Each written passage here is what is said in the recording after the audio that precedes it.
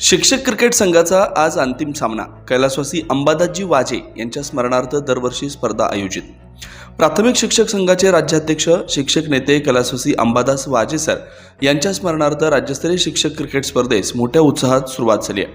अंतिम सामना MCC stadium Mhasrul Nashik येथील मैदानावर गुरुवारी होणार आहे। विजेत्या संघास 1 लाख रुपये तर उपविजेत्या संघास 50,000चं पारितोषिक दिलं जाईल।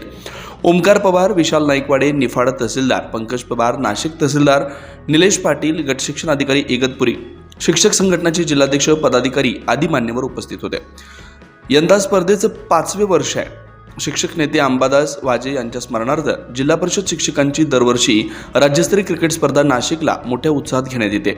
जिल्हाधिकारी आयुष प्रसाद, जिल्हा परिषदेचे मुख्य कार्यकारी अधिकारी, राज्यातील 32 शिक्षकांचे संघ स्पर्धेत सहभागी झालेत।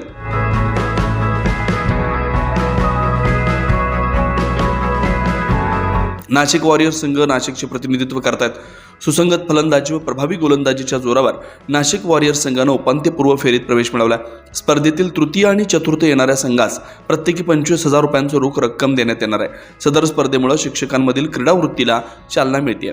अंतिम सामना कोण जिंकतं याकडे क्रीडाप्रेमींचं लक्ष आहे। स्पर्धेच्या यशस्वीतेसाठी संतोष थोरात, नंदू देसले, दुर्गादास गायकवाड, प्रदीप खवले आदी प्रयत्नशील आहे।